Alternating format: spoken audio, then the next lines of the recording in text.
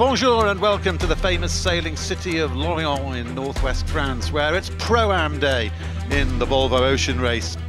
It's an absolutely stunning day here today, bright sunshine, shining seas and heaps of breeze, 17 to 20 knots from the southwest. And with me in the commentary box, close to the sailing centre, about 5 k's out from the city centre itself, at the Kerguelen Centre Nautique, is Justin Chisholm, sailing journalist, and up in the air later on from the helicopter we'll also be hearing from Peter Lester. Now Justin, you've been here a while longer than I am. Looking over here, this is absolutely sailing central, well, one of the great sailing cities in the world. Just fantastic.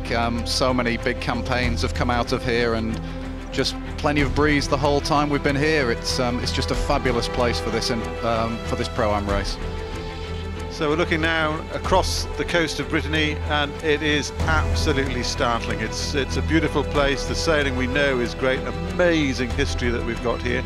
And the joy to report is, of course, that we have got this good strong breeze that's coming on its way. We're looking down now with virtual eye at the race village, and as Justin was saying before, absolutely extraordinary. It's sort of home, if you like, to Eric Tabley, one of the great names in sailing on a global scale. And walking around there today, well, the number of famous boats that you could see was quite breathtaking, but the most famous boats of all at the moment are these boats currently making their own history.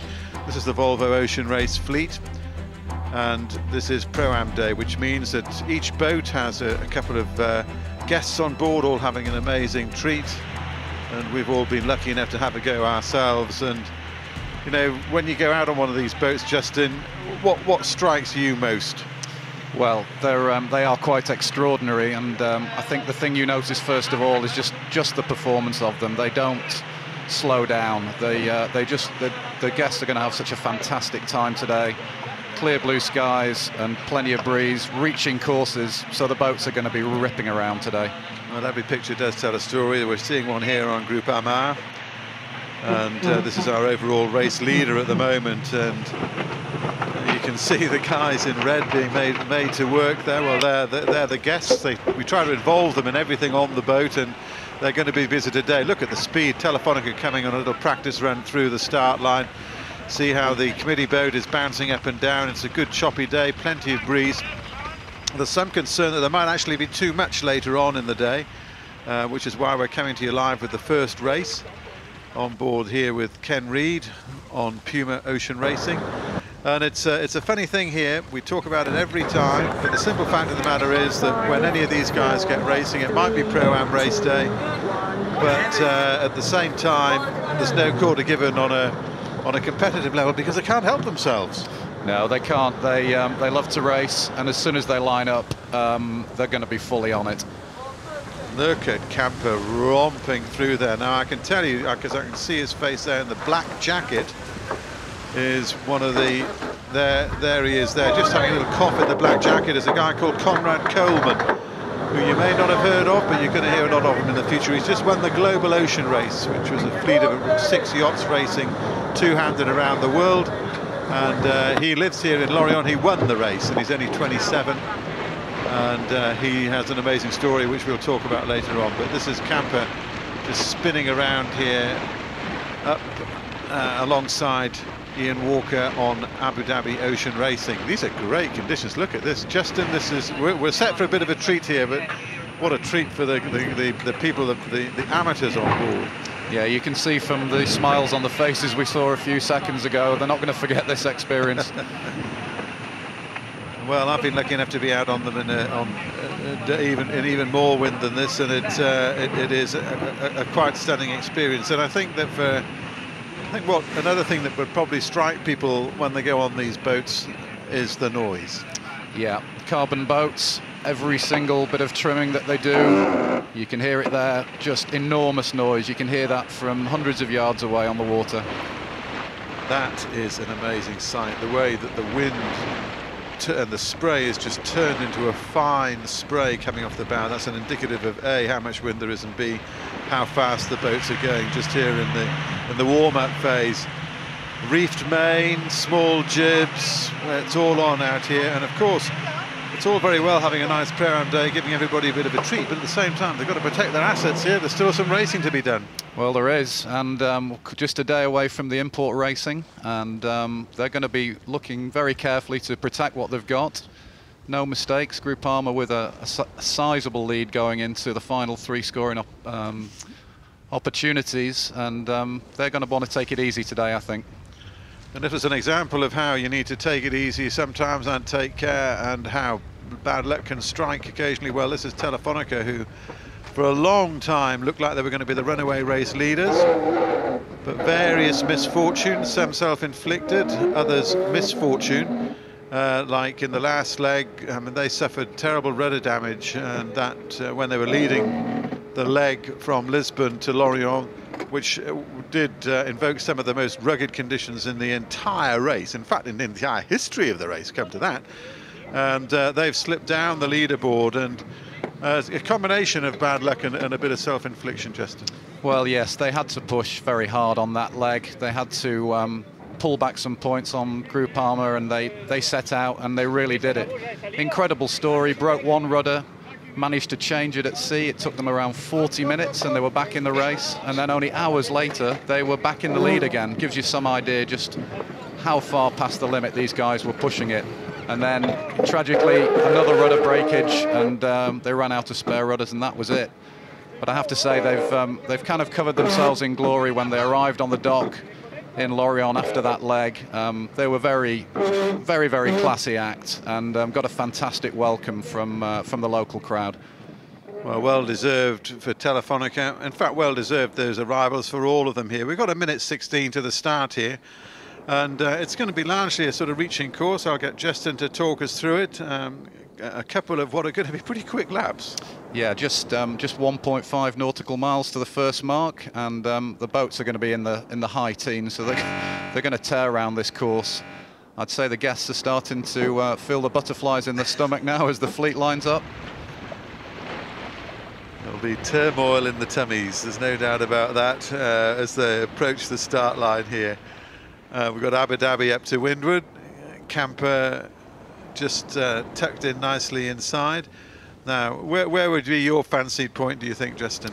Well, I think they'll just be looking to be on the line with a clean start and going as fast as they can. They little bit of an engagement here between Camper and Puma at the top end of the line. As you say, it's a Pro-Am race, but these skippers really want to win it.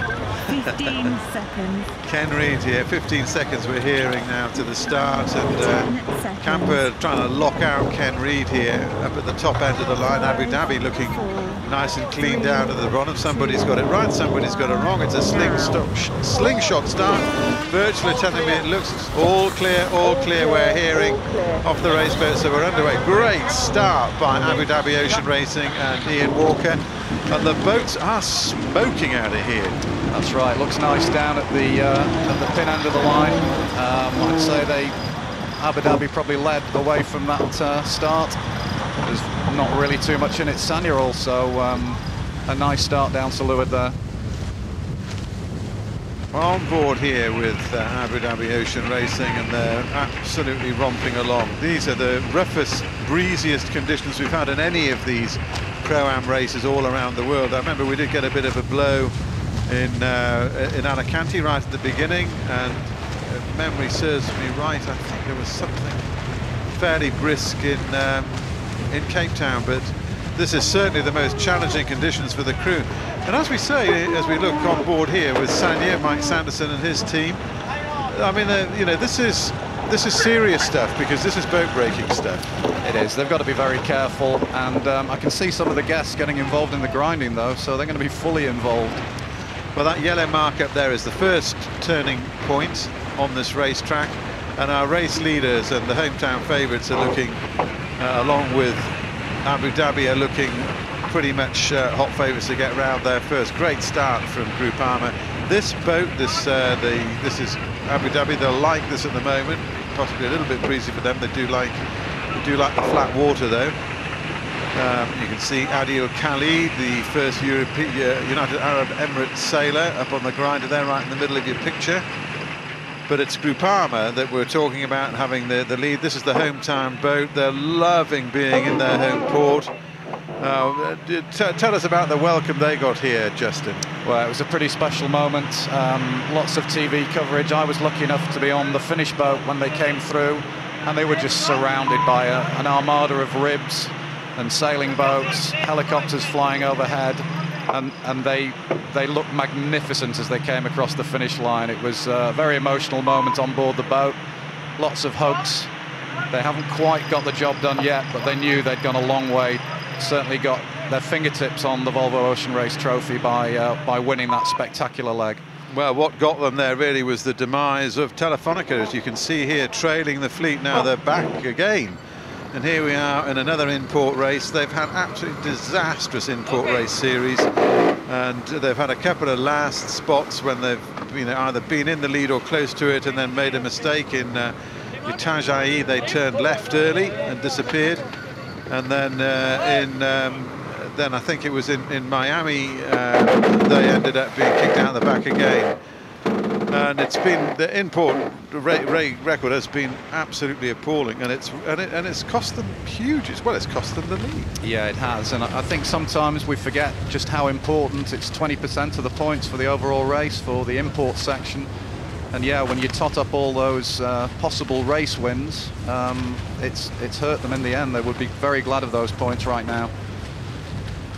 This picture is telling us an enormous amount, Abu Dhabi, about the technology that we bring you here on the Volvo Ocean Race. This picture is steady as a rock. These boats have got to be getting up near 20 knots. Camper hounding Abu Dhabi here. Look at the speeds that they're doing, and the picture's rock steady. This is the camera on the back of the boat, one of the fixed cameras. And this again is letting you know just how fast they're going. Wow, look at this, great shots. This is Groupama absolutely smoking along here. And well, look at that fine spray, Justin, as we've got coming around the top mark for the first time in this Pro-Am Race 1 and the Volvo Ocean Race. And really, Justin, that's what a fantastic sight. It's moving from fine spray to fire hose, I think. That's what a fantastic shot that is. That is brilliant stuff. Well, that's an idea of the pressure that they're under here. And we were talking about butterflies in the tummy before. What about the guy in red there? I mean, he'll be being told to hang on, but also perform at the same time. I know, that's a workout on the winches here as they start to come into the tack. Swing the terrific shot going around that mark there. Swing the canting keel over. And right on their heels is Camper coming in equally fast. Yeah, these guys are not messing about today. Well, they aren't. In some ways they have no choice because it is just blowing like hell, but at the same time they're enjoying this. And in these conditions, this big red boat does excel. Has a tragic point of weakness on a tight reach, which has again cost them enormously dear, but when it blows they can move. But this is all very tight here. Abu Dhabi closing in behind. So in order now, we've got Groupama followed by Puma, followed by Camper, then Abu Dhabi, Sanya, and again Telefonica bringing up the rear. Yeah, difficult to believe that the reaching power of Groupama, that anybody's going to get past them on this reaching course now. So barring any crew mistakes, Groupama looking very good for this one. Round goes Telefonica. Lovely coastline, Brittany coastline behind. All sorts of things to consider here. We've got strong breeze, we've got a little choppy sea, sparkling though it is. But I mean, that's sort of belying how tricky this part of the world is to sail in, because these around here, and it's going to be especially significant getting from Lorient to Galway, big tides, big tides. Yes, it's very complex, this coast for yacht racing, and doesn't get any easier once you get over to the Irish coast either. That's equally tricky. It's the shortest leg in the race, but nobody should think this is going to be a simple leg, and lots for the teams to do.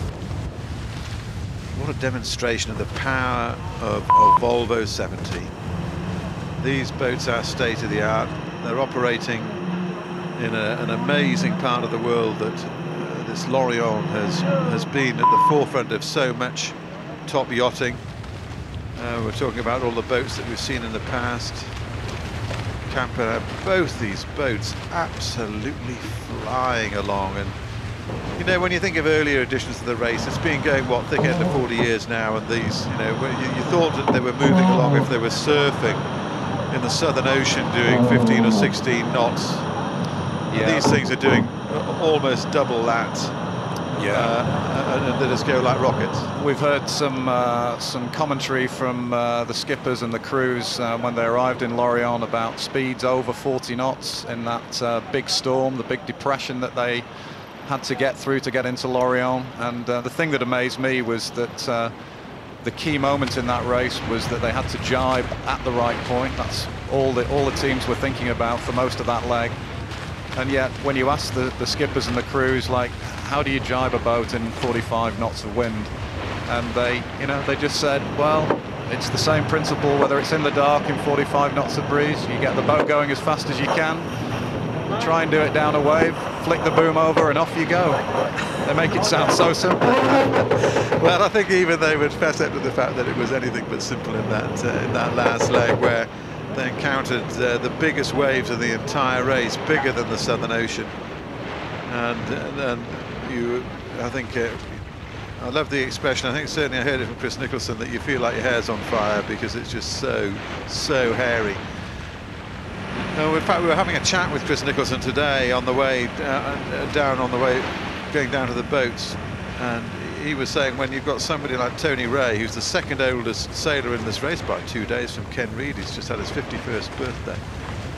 And Nico saying, you know, Trey's seen a few waves, Tony Ray has seen a few waves in his life. Well, I mean, that is the absolute huge understatement. And when he's saying these are the biggest things I've ever seen, then the mind boggles. Yes, I think the footage that we saw coming off the boats, you can look at that on the Volvo Ocean Race YouTube channel, and getting massive coverage on the biggest viewer numbers that we've had for the whole race, and particularly the wave that smashed Chris Nicholson off the wheel and left Adam Minoprio to grab the leeward wheel and save the day. Extraordinary stuff. I mean, that footage with that roller, it is a roller. I mean, it's like standing on a beach having a huge roller coming at you, and you can imagine what the power. This boat has just stretched and stretched and stretched out into a quite massive lead on Groupama. Yeah, nicely set up for reaching this boat. The keel just very slightly further back on this boat than the others. You notice that when you see the boats in the cradles. And this French team have really come good with this boat. Not a sparkling start to the race for them, but every leg they've just got better and better. Down to a gate, they have a choice here, and sometimes gains can be made. Groupama opting to go around the more inshore of the two, which would probably mean that the buoy they've just gone round is closer to the top mark than the other buoy, but then maybe there's some advantage in going around the other mark, which is exactly what's happening with Ken Reid and Chris Nicholson on Puma and Camper respectively. Now, is there something to be gained out here? We've certainly seen that happen. Camper come round, not the mark, but the mark of the course, which is the committee boat. And as we see Camper beginning to keel over and power up, the roar you can hear, that roaring noise as the keel being swung across, and our boy from the Global Ocean Race there being getting up on the grinder and being made to work. So we've got another split coming here. There's Abu Dhabi coming in, followed by Telefonica to that right-hand buoy looking down the course, and Mike Sanderson or Sanya has opted for the other one. Well, we'll find out if it's going to pay dividends for anybody. The right-hand mark looks slightly closer, and these guys are making a race of it. No point in certainly following Groupama. They're not going to overtake them that way. On Sanya, they've had their trials, they've had their tribulations, they've come through them. We've seen the boat being broken, we've seen it being repaired. This is an older generation yacht.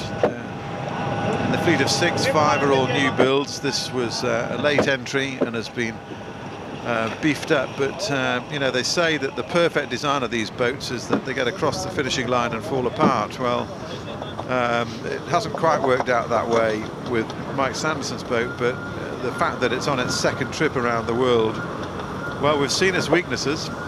Yeah, they've nursed it round, to be fair. Mike said to me at the beginning of the race that he thought it was maybe an advantage that their boat was proven while the other ones weren't. His boat had been around the world before. Hasn't really worked out that way for him. Well, it was proven, and it's been proven that these boats suffer something terrible as they go ripping around the world. Well done.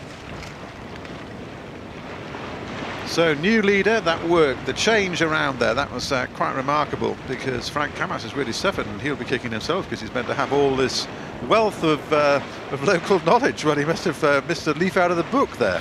Well, I guess he'll tell us, like everybody does, that it's not normally like this here.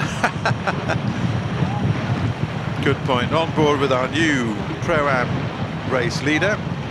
Pro-Am day here at the Volvo Ocean Race, the Friday before the import race, one of 2 import races left. As Justin was saying before, 3 more scoring opportunities. It is still close, there's still a lot could change yet, and as we're just seeing, this is how the changes get run.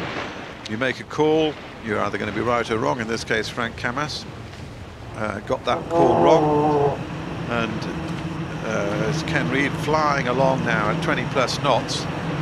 Groupama chasing down at the same sort of speed, but at the moment it's Ken Reid who's got it by, well, the thick end of 100 metres at the moment. You can see there just behind the mainsail in that picture there of Groupama that Puma's cooking with gas. Well, they both are absolutely rocketing down here, and these are amazing conditions. I'm cheating and looking in virtual eye, and Frank Camas is hitting 22+, and he's actually making a few inroads.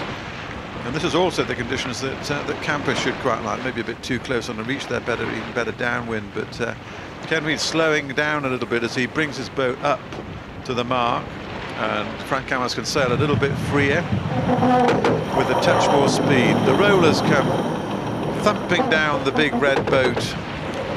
One of our guests takes a bit of a breather here. He's sweating a little bit there.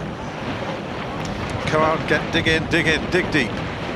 Amazing just how quickly these races can change. Groupama looked absolutely solid for the win there, and just one bad choice at the mark. That's your fault, commentator's curse. Distance to the mark now is reducing very, very rapidly because these boats are absolutely whizzing along there. This is going to be a thrill, right? If the breeze stays in over the weekend, then we are in for a treat. I think the forecast is pretty promising, isn't it, Justin? Yeah, very similar for tomorrow, 17 to 24 knots, which is going to really put the pressure on these teams. 60-minute race round the cans. Pretty short course.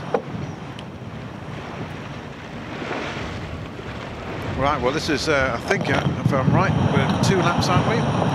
So this is round here, and then it's the run for home. Can Ken Reid hang on? This is serious. I mean, normally there's a bit of fun going on here, but it will be fun. Slightly different definition of the word, but it'll be an awesome experience for the guests. But they're having to take this pretty seriously because it doesn't take a lot to do some horrible damage. That's right. One of the things I notice on these boats is just how strange the motion is because of the canting keel. And you really do need to hang on. If you're not used to the boat, then it's a weird movement, isn't it? I mean, oh, no, we're okay. It was just the way the reefing is in the mainsail there in Groupama made it look worse than it actually is.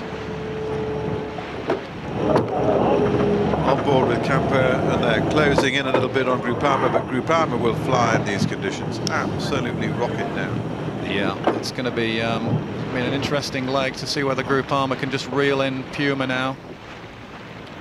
Sanya doing quite nicely. They're sitting 4th.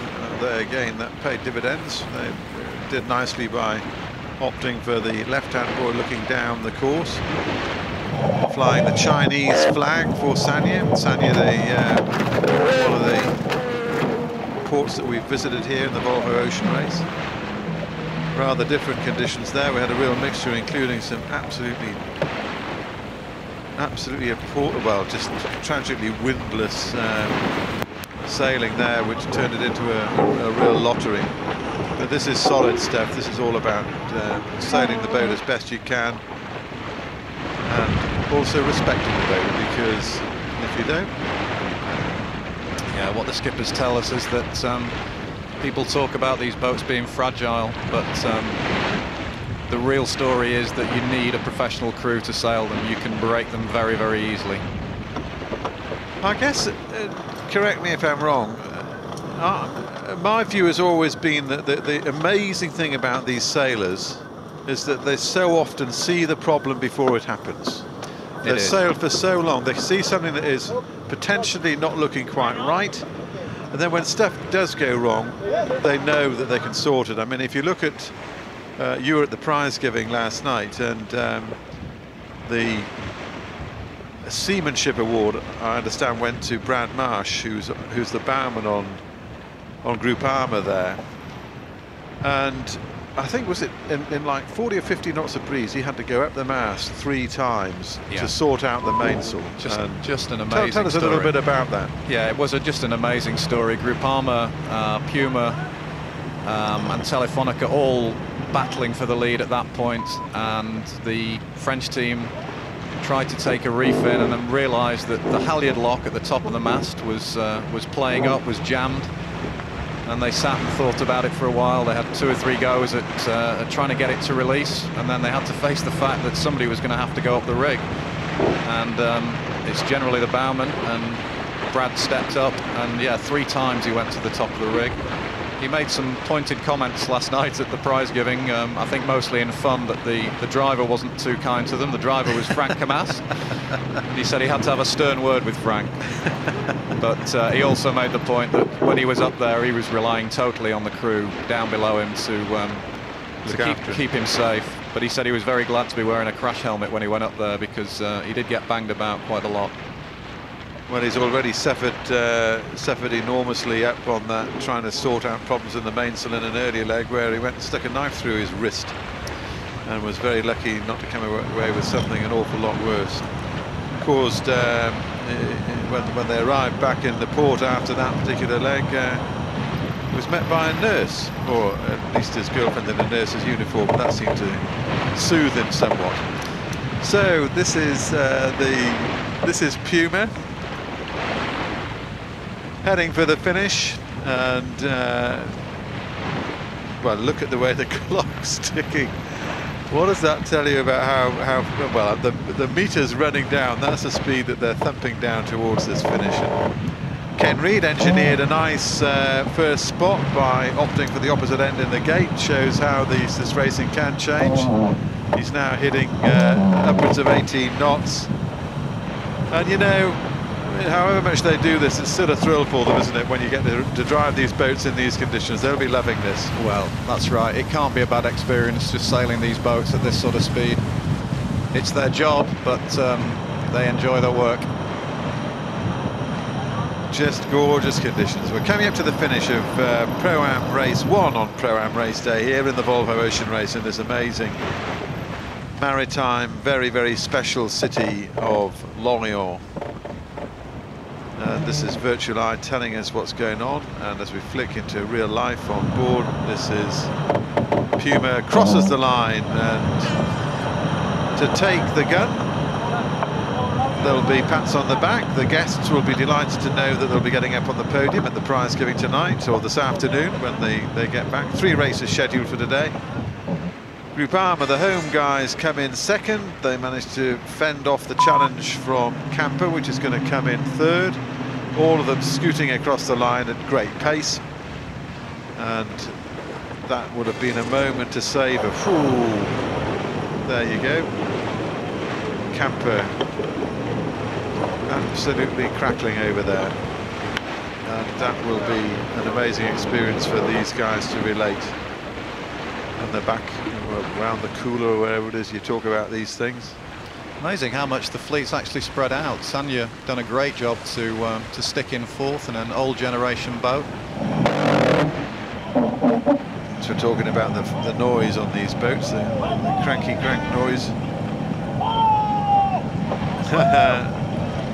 Big cheers. That's Cameron Dunn on the wheel. He's taken over the wheel duties from Mike Sanderson. Ian Walker bringing Abu Dhabi Ocean Racing across the line in 5th spot, and that will be in Telefonica once again in an import race. The Pro-Am race is bringing up the rear, and I suspect there's probably some fairly basic reason for that, because you've got to remember, you know, for all that we talk about the sailors being unable to resist being competitive, it is meant to be an element of fun here, and you don't put risks on your boats, and you don't put risks on the sailors, on the amateur sailors, because they're here to enjoy themselves, not be punished. I think the amateur sailors will be taking a breather and having a look around. That would have been pretty frenetic for them. I think that sometimes happens in professional yachting, where you get on a boat and things are happening so fast around you. It's sometimes, you know, when you're getting on for the first time, it's difficult to keep track of what is going on. You just get the feeling, though, that the most important thing is hanging on. Well, that's right. It also strikes me what a fantastic sport this is at this level, where we can take amateur guests sailing with the world's best professional sailors. I mean, there's no other sport where you could experience that. Well, the analogy we always use is Formula 1 motor racing, where you can't sit and you can't go and have a ride with your Schumachers or your Hamiltons or any of those guys. You just can't. I mean, the nearest you're going to get to a camera, but here you can actually experience the whole thing in real life, and if you're very lucky, you can have a little bit of a drive as well, but maybe not in these conditions. Yeah, that might be a little bit too far, I think, for today's conditions. Jerry Kirby, sorry, not Jerry Kirby, Rome Kirby. There's a famous name, that Kirby name. That's Rome Kirby, son of Jerry Kirby, who was still a Volvo Ocean Race sailor at the age of 50. We've enjoyed having his commentary in various spots around the globe in this Volvo Ocean Race. Now, what we're going to do now is we're going to take a bit of a breather. Actually, going to go and get a bit of the déjeuner, a little bit of lunch, and while they change the crews, what happens now is that the chase boats from each team come alongside. The new guests get on. The guests who've just had this great experience get off, and then we line up for a second race here in Lorient once that has changed, and we think that is going to be at something like 10 minutes of the hour, so that's in about 25 minutes, 12:50 or 10:50 UTC. And so from Lorient for the time being, we look forward to welcoming you back in Lorient. Until then, goodbye.